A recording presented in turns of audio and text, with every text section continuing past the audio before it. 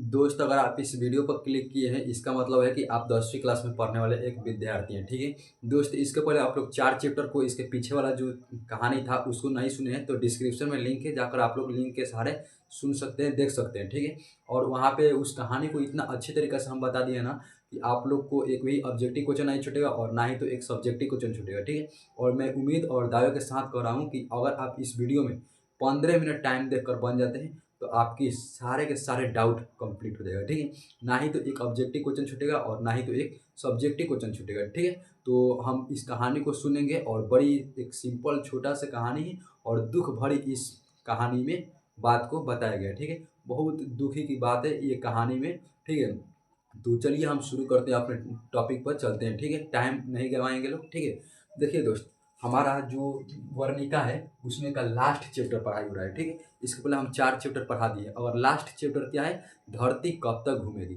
दोस्त, इस कहानी को हम लोग पढ़ेंगे, ठीक है। ये एक प्रकार की कहानी है और कहानी को हम ऐसे पढ़ेंगे जैसे कि इसमें से एक ऑब्जेक्टिव क्वेश्चन नहीं छूट सकता है और ना ही तो एक सब्जेक्टिव क्वेश्चन छूटेगा, ठीक है। तो मेरे पर उम्मीद कीजिए, आप लोग 15 मिनट बंद कर देखिए, एक भी ऑब्जेक्टिव और एक भी सब्जेक्टिव क्वेश्चन नहीं छूटेगा, ठीक है। देखिए, धरती कब तक घूमेगी, धरती कब तक क्या होगी, घूमेगी।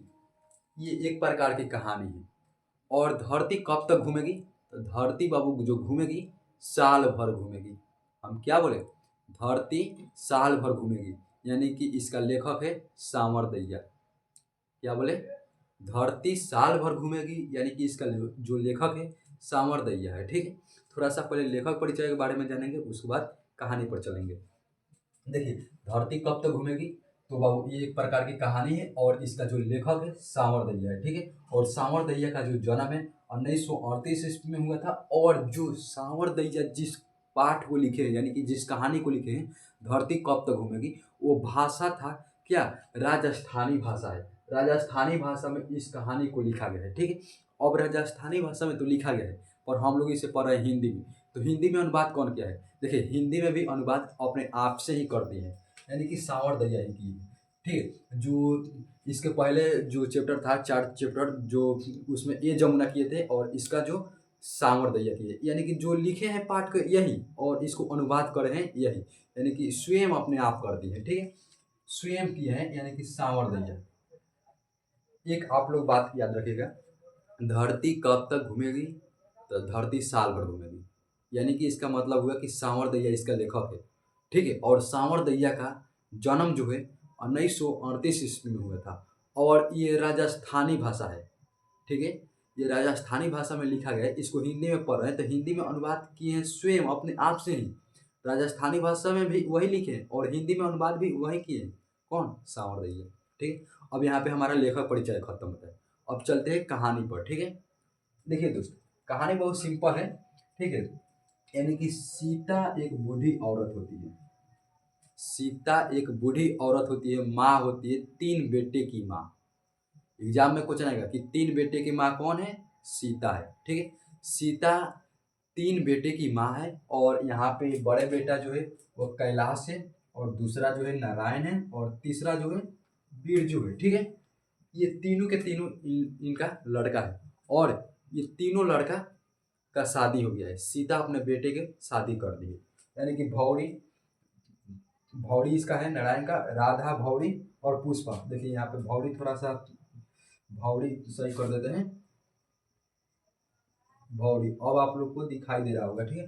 भौरी और कैलाश का पत्नी का जो नाम है राधा है और नारायण का जो पत्नी का नाम है भौरी है और बिरजू का जो पत्नी का नाम है वो पुष्पा है।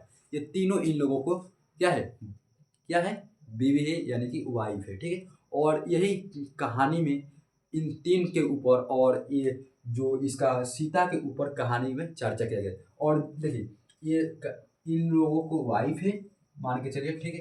ये तीनों के तीनों का शादी ब्याह हो गया है, ठीक है। तो 3 गो का शादी हुआ है तो इसको तो पत्नी भी होगी और इसका जब पत्नी होगी तो इसका बाल बच्चा भी होगा, बाल बच्चा होगा। तो इधर हम बाल बच्चा का बना देते हैं, ठीक है। आप लोग मेरा फिगर पर मत जाइएगा, ठीक है, क्योंकि फिगर से आप लोग बस समझ लीजिए, ठीक है। फिगर ये हो जाएगा, ये इसका क्या है, लड़का उड़का हमारे, ठीक है। नारायण बिरजू कैलाश जो भी है इन लोगों को ये लड़का है, ठीक है। अब देखिए क्या होता है, सीता का जो 3 बेटा था उसमें से जो बड़ा बेटा था कैलाश, कैलाश क्या करता है कि अपने माँ के लिए बोलता है अपने भाई लोग से, यानी कि नारायण बिरजू से बोलता है लोग, कैलाश बोलता है कि भाई इधर आओ ना, एक बात है। बोलता है लोग क्या बात है भाई बताओ ना। तो बोलता है क्या कैलाश कि माँ को ना हम लोग एक एक मंथ ना खिलाएंगे लोग। देखिए थोड़ा सा एक आप लोग बात सोचिए, घर अच्छा कौन होता है जहाँ पे एक दूसरे को मिलकर रहा जाता है। घर अच्छा वही होता है जहाँ पे एक दूसरे को बात को सुना जाता है, बांटा जाता है। और घर अच्छा वही होता है जहाँ पे हम लोग सब अपने फैमिली के साथ बैठकर खुशी में रहते हैं लोग, उसे घर कहते हैं। उसे वही हम लोग को एक घर है जो हमारे खुशियों को बरसात करेगी, ठीक है, उसमें खुशियाँ मिलती है। पर सीता के जो 3 बेटे थे, ये क्या बोलता है, सीता के लिए कुछ नियम बनाता है। ये जो बड़ा बेटा है कैलाश बोलता है अपने भाई से कि भाई एक काम करो ना, माँ के लिए ना हम लोग एक एक मंथ ना खाना खिलाएंगे लोग। क्या बोलता है, एक एक मंथ ना खाना खिलाएंगे लोग, और माँ अपने में ही नहीं खाएगी। अब एक महीना तेरे पास खाएगी और एक महीना मेरे पास खाएगी, एक महीना उसके पास खाएगी। तीनों बेटा ऐसा करके एक नियम बनाता है। उसमें सबसे ज़्यादा सहयोग होता है नियम बनाने के लिए कैलाश, यानी कि जो कैलाश था वही इसका नियम बनाता है। इन लोग से पूछ पूछ लिया, और ये भी लोग जो था सीता से नहीं पूछा लोग, ठीक है। तो नियम बनाता है लोग क्या कि एक एक मंथ हम लोग में खाएगी और रहेगी। और नियम ऐसा बनाता है ना कि अगर आज मेरे पास है ना सीता, तो आपके यहाँ से ना ही तो एक लोटा पानी तक नहीं पी सकती है। नियम ऐसा बनाया गया था लोग, ठीक है। सीता के लिए इतना घटिया नियम बनाया लोग। सोचिए मेरे पास है तो आपके यहाँ से एक एक लोटा पानी तक नहीं पिएगी।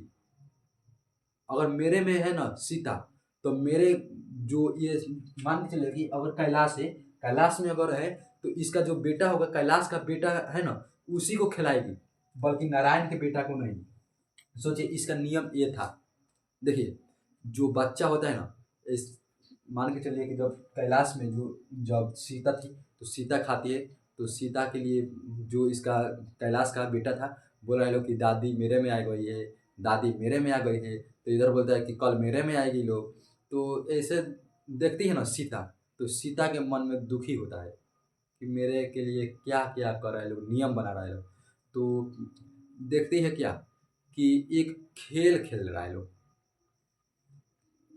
जब ये नियम लग जाता है तो अपने यानी कि जो कैलाश का जो बेटा है वो उस लोग को बोलता है लोग कि आज मेरे में है, कल उसके में जाएगी, कल उसके में जाएगी, ऐसे बोलता है लोग ना। तो सीता को लगता है क्या कि हमको ऐसा हो गया है ना कि हम क्या करें। आगे घर से बाहर निकल कर जाती है तो देखती है क्या कि आंख पर पट्टी बांध कर और एक खेल खेला जाता है।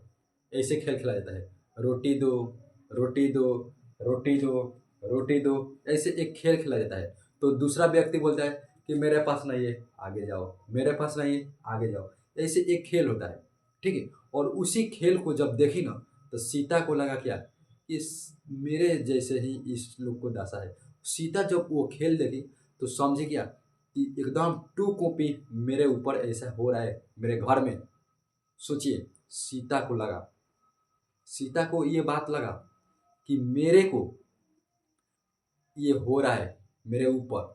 देखिए ये नियम बनाता है लोग, एक एक मंथ खाने के लिए नियम बनाता है लोग। ऐसे ही 4-5 साल बीत जाता है, ठीक है। तो फिर कैलाश बोलता है कि इधर भाई इधर आओ ना, एक और नियम बनाया जाए, हम लोग के लिए ये नियम अच्छा नहीं है, माँ के लिए एक और नियम बनाया जाए। तो बोलता है कौन, नारायण बोलता है कि ठीक है बोलो क्या नियम बनाया जाए। तो कैलाश बिरजू बोलता है कि आप लोग खाली भैया नियम ही बनाएंगे कि माँ से कुछ पूछ भी लीजिए तो क्या माँ को नियम लग रहा है सही या नहीं। नियम क्या बनाता है, दूसरा नियम सुनिए, बहुत घटिया नियम बना रहा है लोग। बोलता है क्या कि माँ को 50-50 रुपये दे देंगे लोग, 150 रुपया महीना हो जाएगा, और अपने से खाना बनाकर खाएगी। सोचिए एक बूढ़ी माँ, यानी कि नहीं तो अपना से खाना तक भी बनाकर नहीं खा सकती है बूढ़ी माँ। सोचिए ऐसा इसका दासा हो गया था। और इसका बड़ा बेटा सारे के तीनों, सारा बेटा मिलकर क्या किया लोग इसको। सोचिए जो माँ आपको जन्म दे रही है आप उसी को लात मार कर भगाइएगा तो आपको, आप तो बुझे कि आप समझते हैं कि हम बड़का हैं, जो अपने माँ को छोड़ दे रहा है तो क्या अपना दूसरा किसी का भी मानेगा? नहीं मानेगा। और सोचिए जो माँ, ये माँ जो है अपने बेटे को कितना अच्छी तरीका से पोस पाल कर बड़ा किया होगा। अरे चुनार, बताओ तू, सीता तुम्हारी माँ है, इसको पोसी है या नहीं? बताओ, तुम ही बताओ, तुमको देखभाल की है किया कि नहीं बचपन में? तुम भी बताओ, तुम भी बताओ, तीनों के तीनों बताओ लोग, तुम लोग को कौन ख्याल रखा है बचपन में? सोचिए, ऐसा घटिया होता है। ये बहुत डेंजर घटिया बनाया। दूसरा नियम में क्या बनाया था? 50-50 रुपया दे दो और सीता अपने से ही घर में खाना बनाकर खाएगी। सोचिए, ऐसा ऐसा होता है। तो बिरजू बोलता है कि ठीक है, दे दीजिए। तो ऐसे होता है तो सीता को लगता है कि अब मेरे को इस घर में रहने लायक नहीं है। सीता को क्या घर में रहने लायक नहीं है, तो सीता क्या करती है, क्या अपना घर छोड़कर, अपना घर छोड़कर और चल पड़ती है बाहर की तरफ। सीता को अपने घर में घुटन महसूस हो रहा था। सीता जब थी अपने घर में तो उसको घुटन महसूस होता था। ठीक है, घुटन क्यों महसूस होता था? क्योंकि सीता के 3 बेटा रहने के बावजूद सीता को कोई कदर नहीं करता था लोग। सोचिए, इसीलिए सीता अपने अपने घर में ही घुटन महसूस करती है। ठीक है, एक पॉइंट और छूटा है दोस्त, थोड़ा सा आप लोग सुनिएगा। देखिए, जब सीता जो थी, सीता क्या होती है, जो जब इस लोग में थी तो पहले जब नियम नहीं लगा था, तीनों के यहाँ जो भी खाना सबसे पहले जिसके पास बनता था उसके यहाँ से खाना खा लेती थी सीता। और चाय भी पी लेती थी, पानी भी पी लेती थी, और इन लोगों को बच्चा का भी ख्याल रख लेती थी पहले जब नियम नहीं लगा था। सोचिए, उसके बाद ये सब दासा हुआ सीता के ऊपर। तो 50-50 रुपया देने का बारी आया तो 50-50 रुपया देकर खा रही थी। तो सीता अपने घर में क्या की, छोड़कर घर चली गई। तो आप लोग एग्जाम में क्वेश्चन आएगा कि सीता अपने घर से क्यों चली गई? तो सीता अपने घर से इसलिए चली गई क्योंकि सीता के अपने घर में ही घुटन महसूस होता था, और सीता को जो 3 बेटा था वो उसका कई तरह के नियमें बना रहा था लोग कि आज एक एक मंथ खाएगी, कल अपने से बनाकर खाएगी, इसीलिए घर अपना छोड़कर चल गई।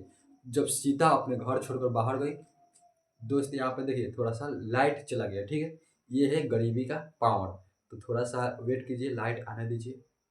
चलिए, लाइट आ गया। देखिए, जो सीता ऐसे ऐसे घर में घुटनों की तरह महसूस करती थी, इसीलिए सीता अपने घर छोड़कर ही चली गई। ठीक है, और देखिए थोड़ा सा एक बात और आप लोग याद रखिएगा कि जब सीता गई थी ना अपने घर छोड़कर, तो जैसे घर में थी वैसे घर से बाहर जब निकली तो लगा घर में थी, तो देख रही थी क्या कि जो धरती था एकदम सिकुड़ कर छोटा हो रहा है, आसमान भी सिकुड़ कर ऐसे छोटा हो रहा है। और जब अपने घर से बाहर गई, यानी कि घर छोड़कर जब चली गई, एग्जाम में आएगा क्वेश्चन, क्या सीता अपने घर छोड़कर चली गई? हाँ बाबू, सीता जो थी अपना घर छोड़कर ही चली गई थी। ठीक है, तो सीता अपना घर छोड़कर चली गई। तो देखिए क्या होता है, सीता अपना घर छोड़कर चली गई और जो सीता के बेटा था वो भी खुश हो गया होगा लोग हमारे ख्याल से। आप लोग बता दीजिएगा कमेंट में, क्या सीता घर छोड़कर गई तो इसका बेटा को क्या अनुभव यानी कि क्या फीलिंग हो रही होगी, आप लोग थोड़ा सा बता दीजिएगा। ठीक है, और देखिए जब सीता अपना घर छोड़कर गई तो बाहर जाती है तो देखती है क्या, अपने मन में सोचती है कि हम अब घर छोड़कर चले आए हैं, तो हमारा ये लग रहा है कि अब धरती सिकुड़ नहीं रहा है बल्कि धरती फैल रहा है। आसमान छोटा नहीं हो रहा है बल्कि आसमान जो है बड़ा हो रहा है। जबकि उसके जब अपने घर पे थी तो सारे के सारे छोटा लगता था, और अब घर जब छोड़कर चली गई तो सारे के सारे बड़ा लगता है। जो धरती था वो भी इसको सीता को लग रहा है क्या कि बड़ा हो रहा है। बादल जो था सिकुड़ कर छोटा हुआ था वो भी अब बड़ा लगने लगा। सोचिए, ऐसे ऐसे स्थितियाँ आई थी सीता के। जो माँ अपने बेटे को जन्म दी और बुढ़ापा में वही बेटा माँ को लात मार रहा है। सोचिए, सीता को क्या समझ में आया होगा, सीता क्या बोल रही होगी। सोचिए आप, सीता क्या फीलिंग कर रही होगी। ऐसे ऐसे घटना है। ठीक है, देखिए यही हमारा बड़ी सिंपल एक छोटा सा कहानी था जो कि 15 से 20 मिनट का भी कहानी नहीं था। ठीक है, हमारे ख्याल से 15 मिनट के अंदर में ख़त्म हो गया होगा। ठीक है, तो देखिए जो यही सारे हमारे क्वेश्चन था, जो भी बन सकता था उसको हम बना दिए, और यहाँ पे जो कुछ पॉइंट छूटा था उसको हम कुछ पॉइंट को लिख कर रखे हुए हैं। ठीक है, देखिए महत्वपूर्ण बिंदु हमारा ये है कि जो चाय पिलाने का काम जो था वो कैलाश का था। देखिए चाय तो यहाँ पे सब कोई पिलाता था, हम बताएं ना, थोड़ा सा इस टॉपिक पीछा चला गया, शुरू में थोड़ा सा उससे मिस्टेक हो गया, टॉपिक बताना था कौन और बता दिए कौन, फिर भी बाद में हम बताएं बीच में कि चाय पिलाना खाना खिलाना सबका एक ही था उस समय। तो चाय जो था सबसे ज़्यादा पिलाता था कैलाश। तो एग्जाम में क्वेश्चन आएगा कि निम्नलिखित में से सबसे ज़्यादा सीता को कौन चाय पिलाता था? कैलाश। चाय पिलाने का काम कैलाश करता था। ठीक है, और एक एक मंथ रखने के लिए, खाना बनाने के लिए बोला था लोग, ठीक है, सीता को। और बच्चे का बच्चे का रोटी तो का खेल, इसके बारे में हम बता दिए। उसका कपड़ा का रंग, जो सीता का जो कपड़ा था उसका कपड़ा का जो रंग था वो काला था। अब पता है काला क्यों था? शायद हमारे ख्याल से उसका जो घर में जैसा स्थितियाँ थी उसके वजह से ही हमारे ख्याल से काला हुआ होगा, क्योंकि उसको जब कोई खाना नहीं दे रहा है तो उसको कपड़ा कैसे साफ कर देगा लोग? सोचिए, हमारे ख्याल से उसका रंग काला हुआ था शायद इसके वजह से। आप लोग बता दीजिएगा किसके वजह से काला उसका कपड़ा का रंग हो गया होगा? या तो काला ही होगा उसका कपड़ा का रंग। ठीक है, तो एग्जाम में क्वेश्चन आएगा कि सीता का कपड़े का रंग कैसा था? तो काला था। और एक पॉइंट और छूट रहे हैं यहाँ पे, 50-50 रुपया, 50-50 रुपया बोला था लोग क्या कि दे दो माँ को और अपने आप से ही खाना बनाकर खाएगी। ठीक है दोस्त, यही हमारा सिंपल सा एक 15-20 मिनट के अंदर में कहानी आप लोग समझ गए होंगे। दोस्त इसके पहले आप लोग 4 चैप्टर नहीं देखें तो 4 चैप्टर डिस्क्रिप्शन में लिंक डाल दिए, आप लोग जाकर देख सकते हैं। ठीक है, और नेक्स्ट वीडियो में मिलते हैं, तब तक के लिए दोस्त जय हिंद जय भारत।